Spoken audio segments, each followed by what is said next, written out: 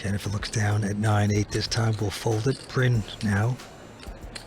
We'll muck a 4-deuce.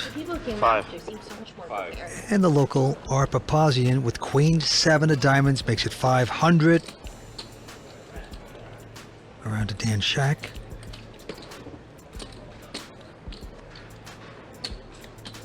He's in the big blind. He's got 5-10 of diamonds, so he will make this call and see a flop. Well, Art has really emerged over the last couple of years. He won our Player of the Year last season, won 2 events. King 5-3 on the flop. Papazian with none of that. Going to bet Dan getting 5s there.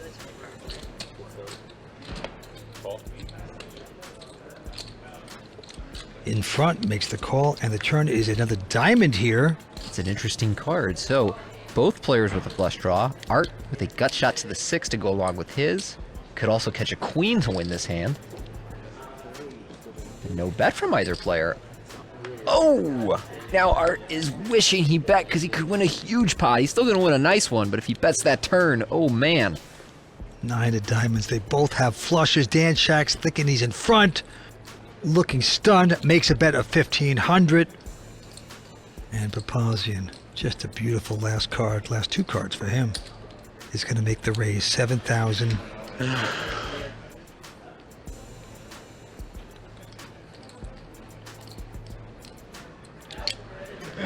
think I got coolered, and I can't fold. And he's going to pay it off. Yep, I knew that. Good card sense from Dan Shack there. He says, I think I got coolered. I was afraid of that. Play online poker for real cash and prizes at WPT Global. Sign up for free today and get a free entry into a $100,000 guaranteed tournament. Spot right here. Everyone's folded around, and now it's between Kia and Ben, the 2 blinds here. They both have junk hands, 8-6 of clubs, 5-3 of clubs. Yeah, flop comes ace, jack 8 with 2 clubs. Both players with a flush draw and both players checking. To the turn we go. Oh, queen of clubs comes off. This could spell big trouble for Ben Clear here. And now Ben, I think he's in good shape, but of course we know he's in a potential disaster spot. Ben is gonna bet at 250,000. 600. 600,000 more. 850 to go. Now Ben's thinking to himself, what have I got myself into? I'm all in. Wow. Yeah, all in and called. Flush over. It's flush over flush. And look at that. Ben knows it's flush over flush before Kia turns up his cards, and it's bad news for him. Good hand, man. Good hand. Yeah, I'm drawn dead. Go ahead. It's what we call a cooler in poker trade, Vince. When you get a flush, you just got to get your money in there. Well, the former electrical engineer shocking Ben. He puts the screwdriver into the ear. Anyway, the antes are going up to 75,000. Blinds at 250 and 500,000. Both players have a lot of chips. 16 million against 14. Let's go to the felt. Dwight called on the button. Here's a flop. Well, what a flop for both players. Both players have flopped top pair. 1.2. Dwight Pilgrim has the better kicker, though. Sounds like a good bet. You like that bet? That's a real good one. Right here, Kia with his 9s, with a 7 kicker, has bet 1.2 million. And Dwight with his 9s with a 10 kicker has called. Queen of clubs comes off. Check.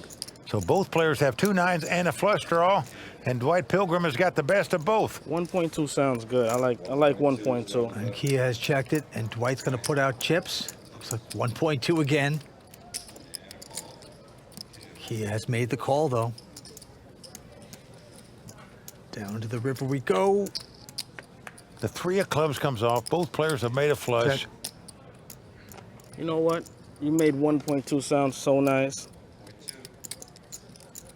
A call. And it's bet and called.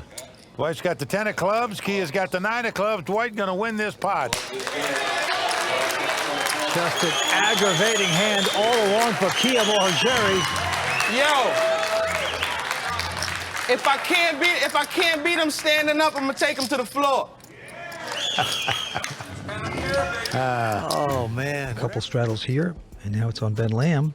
Was a pretty attractive king 9 of spades. He will make it 3,000 to go. Brandon with a quick call holding 5-3 of spades.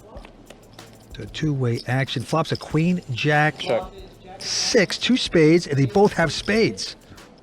Pretty interesting board here. Ben with the king high spades has a gut shot to go along with his flush draw. Brandon with his 5 high flush draw makes a quick call, and we get a 4 of clubs on the turn, so Brandon now with an open-ended straight draw Check. to couple with his flush draw.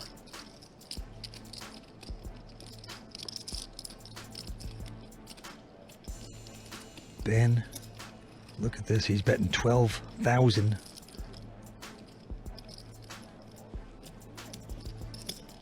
He's going to get called.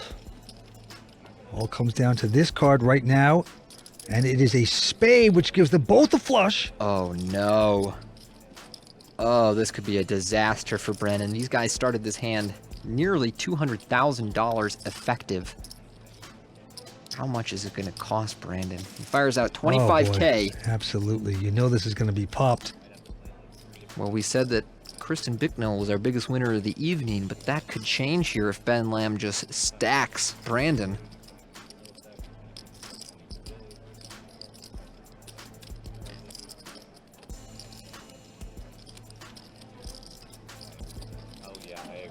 What do you think?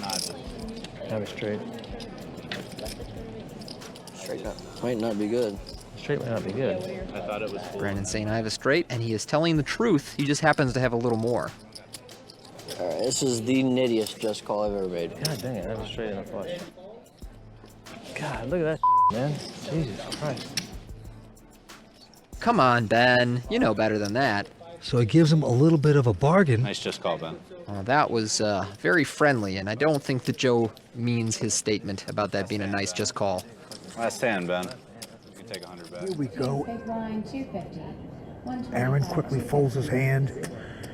Big blind, Jane, please. 250. And now Randy looks down at a pair of 8s. Aaron has folded. And he is going to raise, makes it 650 to go. A quick all-in bet there by Sean with ace-jack of clubs. Yeah, Sean's got a pretty good hand. Eugene now with a king 5. Here we go. It is still 650 to call. Well, it's going to cost him $400,000 more to make this call with this hand, but he's doing it. He's doing it because he understands his opponent's not going to bet unless he's got the nuts here. They're just going to check it down and try to get rid of Sean, probably. Sort of the unwritten rule in poker. If you can eliminate a guy and move up in prize money, you do it at this stage. Look at this flop, a jack 3 deuce. Dream flop for Sean. Yep. Top pair, top kicker, nut flush draw. He just wish he had more money right now. Dirty little snakes. The other guy is check. And he's making a comment that they're checking it down. He's just joking, though. Going to the turn. Sean has hit his flush. Well, now he doesn't care if they bet or not. He's going to triple up here. So Sean Kunix was very unlucky. He lost a pot when he flopped 2 pair, when his opponent made a gut shot straight. Then he flopped 3 jacks, lost when his opponent made a straight. He's not going to lose this one, though. 6 of clubs on the river, and Eugene is going to bet with his king high flush. Actually, I can't beat any club except for the 7. Well, Randy has a flush also. What's that? I'm not re-raising, obviously. I fold. He lays it down. Showdown for the side. Just looked over one card. Side flop with a king high flush. Did you know you had? Off with the ace high flush, ace of Those clubs. Buckeyes are tough Jack nuts of to clubs crack. for the ace Sean high Kunix flush. tripling up right there.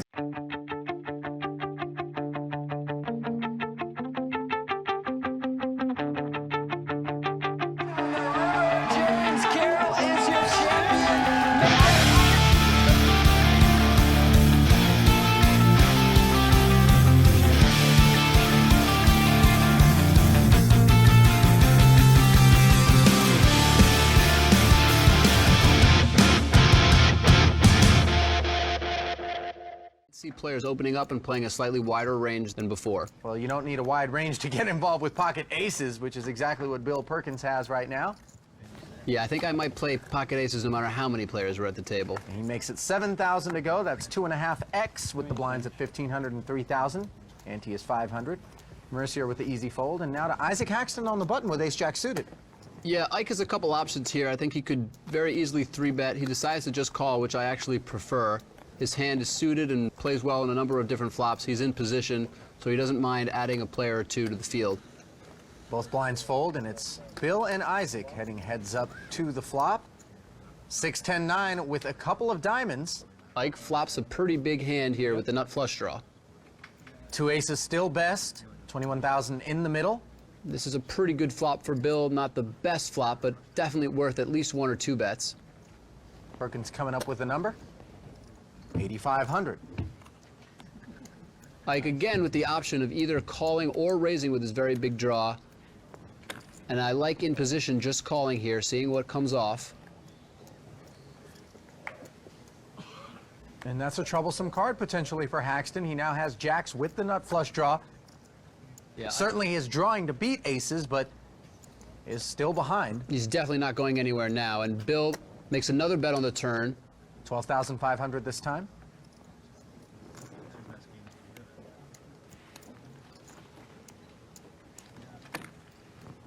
Haxton calls the 12-5, pot up to 63 even. And here comes the river. Haxton with a lot of outs, and a diamond is one of them. Awful river card for Perkins. Just terrible for Perkins. Looks like he's reaching for chips, but I don't like betting here. His hand is just not good enough to put any more chips in this pot. But obviously now Ike is going to raise this bet, and hopefully Bill will be able to get away with just one pair here. But I think Bill could have gotten away with just checking the river and saving some chips. Yeah, it looks like Perkins may have lit a match to 15K. Really hard to justify betting with that board texture on the end. Sometimes it's just tough psychologically when you have 2 aces in your hand to accept the fact that maybe you've lost a hand. And of course, here's the big raise from Haxton, the 67 total. Now, obviously, Bill doesn't beat anything. Any 8 or king is a straight, 2 diamonds is a flush, and he does find a fold. So at the river does make the good decision finally. Oh my God, that is not the best. Not the best hand. Not the best board. And Perkins gives Haxton a look at the 2 aces. Wow, it just got worse and worse. It just got worse. I should have just opened shells on the flop. Might have lost. That would have been interesting. Wow, Perky gets the 1s. I had an ace too. Seems to be in the zone, doesn't react too much whether he's up or down, and right now positioned very well at this final table. We go to Will Berry, who gets the pair of aces. What a moment. He'll make it 225 with that. Craig with an attractive Jack-10 of spades. Yeah, he's going to make that call for sure. And Trung and Nick get out of the way. Aces versus Jack-10 of spades. And the flop, 9 queen deuce 2 clubs, open-ended there for Craig. Check, check. Ooh, I love that check from Will. It didn't work out for him, but he's balancing his flop play by checking some strong hands to Craig as well as weak ones. This time around, Craig turns a straight though. Unbelievable. 3 clubs out there as well, and now Will is going to come out and bet 425. Insta call, of course, by Craig down to the river. Oh, wow. Ace of clubs. It's actually a card that could prevent Will from losing more money. Now there's 4 to a flush out, and despite having top set, he knows not to overvalue that hand. Yeah. So Craig also going to just check back with his straight, doesn't think he can get value by betting. Craig Varnell will take down that pot. Goggles would be weird too, wouldn't they? Yeah, Slightly. that's just strange. So we get right back to the action. It's folded around to Steven Silverman. His 10-3 offsuit will be returned to sender. Not going to fold is J.C. Tran with ace-10 suited. 2 red aces for Jason Mercier. Jason's not going to be given a ton of credit here. He's in the small blind versus a button raise. He's probably going to play this spot relatively aggressively. Yeah, he's 3-betted, and that gets Matt Glantz off of pocket 4s in the big blind. I think JC's hand is too strong to fold. All in. And he does decide to go all in here. I prefer a call here with JC in position with a hand like ace-10 suited, but I think an all-in is reasonable. It's just unlucky to run into pocket aces from Jason. And an incredible flop. Oh. Nut flush draw for JC, and Mercier knows it. That's a really great flop when you're up against 2 aces. Two more random black cards.